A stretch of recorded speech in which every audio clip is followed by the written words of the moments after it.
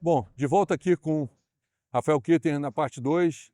Na parte 1, como vocês viram, ele falou da maneira como começa lá na Astel, junto com outras crianças, depois ele vai seguindo o caminho dele, indo para a faculdade, e a gente começa exatamente daqui, desse ponto onde o tênis se torna algo muito mais profissional na vida dele, e daqui para frente a gente segue.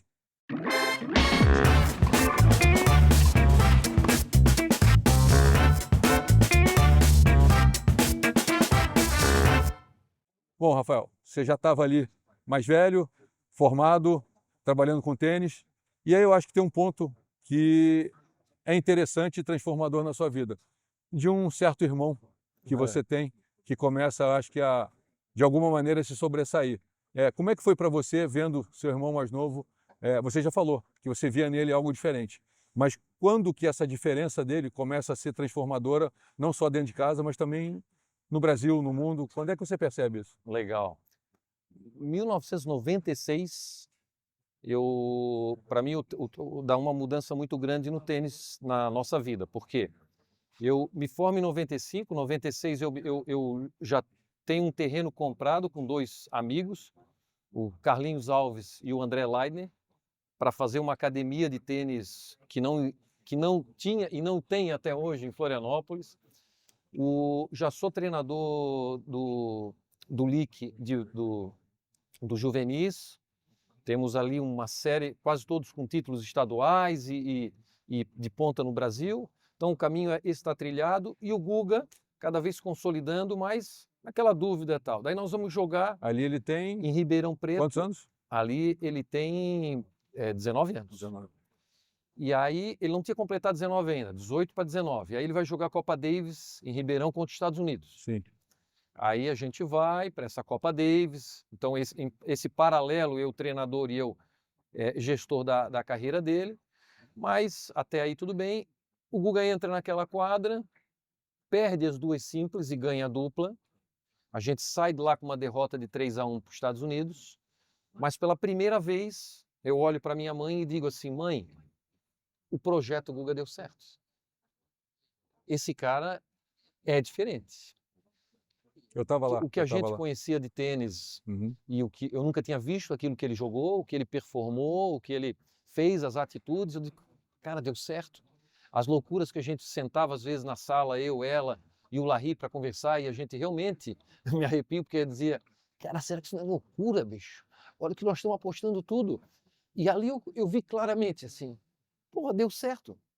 O caminho é esse. Aonde que nós vamos chegar? Não sei, mas nós já estamos num caminho que não tem mais volta. E você está falando uma coisa que eu acho muito legal, é que uma derrota fez você ver que deu certo. Exatamente. E muita gente se pega muito na vitória. Exatamente. E você viu o todo, o contexto. Todo. E ali deu para ver, esse dia tem assim dá para contar um livro, porque daí eu tenho essa certeza, esse insight assim muito claro. A gente pega, logo se despede do Guga para vir embora, nós de ônibus, um ônibus cheio de catarinenses que saiu de Florianópolis pegando a turma no caminho. E o Guga, outro dia, vai voltar de avião, vai jantar ainda com o Paulo, com o Jaime, com o Fino, enfim. O Jaba ele jogou. E aí o Guga chega para mim e diz assim, cara, eu não tenho como ir embora com vocês agora? E eu não quero dormir aqui, cara, sozinho. Então, a certeza era maior ainda, que ele como atleta estava pé da vida de ter perdido. Ele não viu o que eu vi. Eu vi o Guga se tornando Guga, e ele viu o Guga ainda muito longe do Guga que ele queria. Sim. E então dava a convicção maior ainda. Ele volta conosco nesse ônibus, vem, não tinha lugar, daí um cara disse assim, professor Hamilton Silva, Boca, eu vou a pé, eu vou de pé. Eu vou de pé? Eu vou de pé. Aí acabou que todo mundo ficou revezando, né? porque tinha aquele lugar de jogar carta, lembra? Os ônibus. E viemos tudo. Esse momento eu acho que muda. E dali eu continuo, lógico, sendo um treinador do LIC, mas ao mesmo tempo a gente botando cada vez mais fé e o projeto Guga indo mais além. Aí você começa também a ter, eu começo, né, a ter uma divisão, pô, é até onde que eu vou equilibrar todos esses pratos. Mas eu tinha daí, Silvio, uma clareza muito clara que o meu caminho tinha que ser para construir uma academia, porque eu não ia ficar na quadra. Eu tinha que fazer essa gestão, eu tinha que mexer com todo mundo, eu tinha que fazer algo mais do que existiam muitos bons treinadores, Uhum. mas aquilo que eu pensava de fazer de forma mais organizada, etc., eu não via ninguém fazendo. Então eu digo, o meu caminho tem que ser outro. É, exatamente. Você dentro da quadra tinha muitos iguais a você, fora ninguém. Isso. Mais ou menos E isso. na quadra eu via melhores, para falar a verdade. Então eu já estava trilhando esse caminho. E aí, lógico, nós conhecemos todos, né, amantes do tênis, o que aconteceu em 97. Aí, claro, eu tive que dar uma desligada em todo o projeto que eu estava, né? Continuo no LIC até o final do ano, fazendo uma transição para o Cascata, que até hoje é Sim. o treinador de Floripa, meu grande amigo. Fico muito feliz de ter feito isso e vou me dedicar todo ao Guga, porque naquela hora que o Guga vence, eu tenho que fazer uma organização muito maior do que eu imaginava. É, a dimensão toma uma Toma outra, desproporcional. desproporcional. nas 3, 4 primeiras semanas na volta do Brasil, eu vinha a São Paulo umas 6, 8 vezes. E não ficava aqui porque eu tinha que voltar e também cuidar de casa, porque lá minha vida virou uma loucura Sim. de imprensa, disso tudo. Então, ficou uma loucura. Mas a gente conseguiu. Como diz o Guga, com o trem andando, não era nem um carro, né? Era o E trem uma coisa, agora sabendo um pouco mais de detalhe da história, aquele menino lá que encordava a raquete com 12 para fazer, já era o preparo para esse cara nessa época, ou seja, quando surgiu, quando estourou tudo, você estava pronto. Você estava pronto. E se não estava pronto, você se aprontou no caminho. Claro, né? Porque, mas se você não sim. tivesse começado com 12, talvez você não tivesse pronto nessa época. Não tenha dúvida. Tanto é que a gente criou o nosso grupo Guga hoje, que completa 30 anos esse ano, começou em 95. Começou antes dele estourar. Quer dizer, a gente fez essa estrutura toda antes. Aí fomos fazer contrato, fomos melhorar contrato, fomos formalizar tudo. Porque antes as coisas eram tudo muito informal. As minhas aulas de tênis eram formalizadas. Mas então foi uma coisa que, de novo, a gente fez antes e deu super certo, graças a Deus. Mas eu acho que daria de qualquer maneira, mesmo que ele não vencesse, porque estava uma crença muito grande, uma dedicação né? muito grande e uma organização, que é o que eu falo hoje no tênis. Pô, se organizem, façam o seu sonho, mas o sonho está lá. Aí tu traz para as metas, tu traz para o teu dia a dia, tu traz para o teu time, tu traz para a tua organização. E isso a gente fez. Eu acho que fez realmente bem feito e por isso até que talvez o Guga seja Guga até hoje, né, em todos os quesitos, né? Sim, ele se mantém, porque ele é da época que não tinha as redes sociais, que não tinha. Hoje mesmo, lá mais cedo de manhã, ele fala, né? Fica tentando imaginar o que seria, o que teria sido se naquela época tivesse o que se tem hoje, né? Das redes sociais. E uma pergunta aqui, você falou de 97, você estava em 97. Eu não vou lembrar exatamente qual foi o jogo, mas teve um jogo que você dá um grito falando alguma coisa. A terceira rodada com o Munster. Então vamos lá, por favor. Conta esse episódio, que esse episódio para mim é interessante. E é interessante porque eu não viajava com o Guga direto, né? Como eu tinha o meu trabalho e a gente também, em 96, já estava numa outra dimensão, mas um cara 80 do mundo não leva todo mundo, você não tem essa condição, não deve fazer isso. Mas nesse jogo em especial eu fui para me aprimorar, então eu tirei férias, fui para acompanhar o Guga e depois ficaria lá para me aprimorar também. Então, por um acaso, eu estava em Roland Garros 97, o Guga ganha do Dozedel, também é muito engraçado, porque o Guga disse, pô, o Larry fala, cara, vamos pegar um tcheco. Primeira rodada dura. Porra, duro, o cara já ganhou do Guga aqui e tal. O Guga chega e ganha de 6-0. Pega reto, bate duro na bola. Bate duro, mas o Guga faz 6-0, 1-0 em 18 minutos. Eu digo, pô, esses caras dizem que isso que é o difícil. Foi a minha primeira experiência daquele nível. Mas o Guga já sai avassalador e ganha, depois Bjorkman. E na terceira rodada tem esse jogo com o Munster, que era um ídolo nosso, né? Era um cara forte, era aquele touro no saibro, o rei do saibro. E o Guga acaba vencendo o primeiro set, perde os outros dois, ganha, fica 2-2 e vai para o quinto set, exausto, e o Munster o quebra e faz 3-0.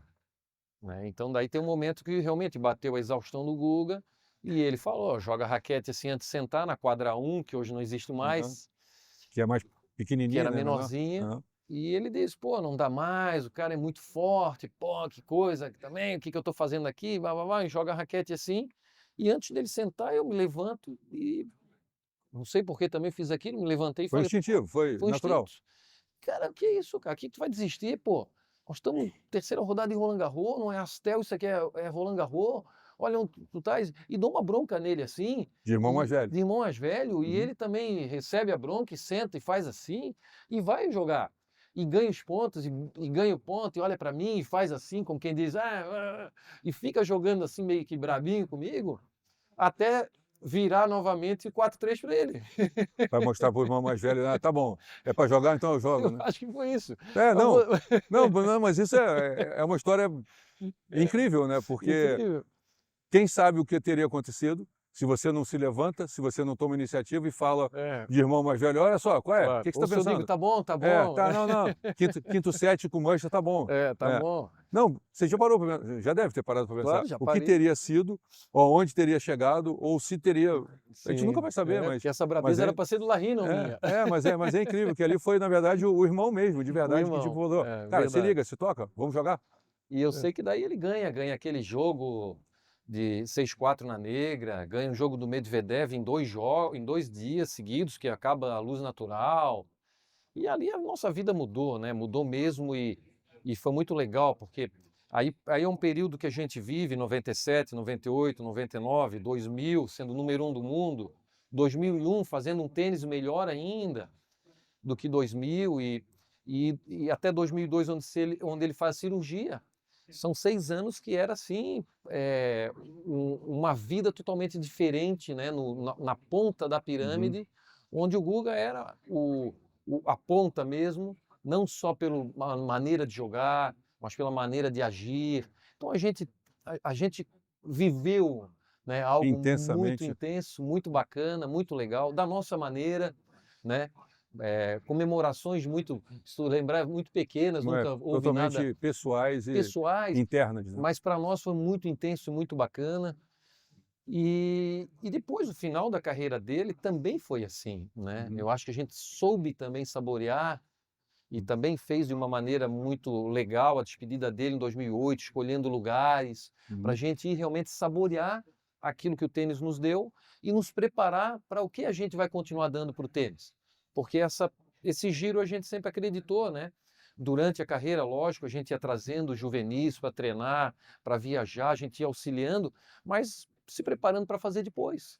Porque quando você está lá na ponta, cara, não te dá tempo, você não consegue Você não fazer nada. consegue parar, né? Parar para ver. Porque no Você vai, né? final, Você vai. claro, Você e só vai. o mundo quer te derrubar, porque todo mundo quer aquela posição. E tu tens que estar forte o suficiente e focado o suficiente para não, essa posição me Uhum. pertence, né?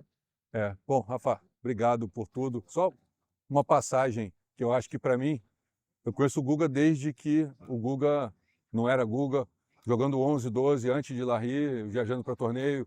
Ele jogou alguns torneios de dupla com o menino que eu treinava de Niterói, com o João Paulo, que são amigos até hoje. O João Paulo hoje é advogado.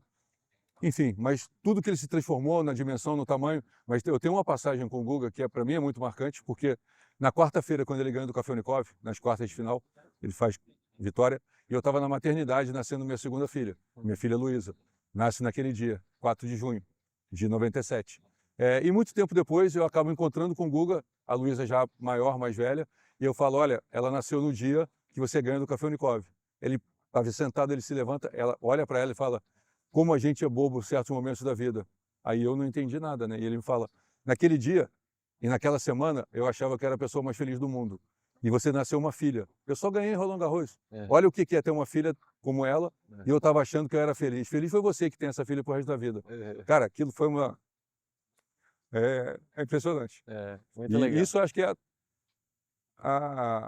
o reflexo de quem ele é, a pessoa que ele é. Claro. Independentemente de título, Roland Garros, número 1 do mundo, o que ele fez, mas a pessoa que ele é, que ele conseguiu ver um pai sendo pai no nascimento de uma filha e ver que isso é muito maior que um título de Claro. Roland Garros.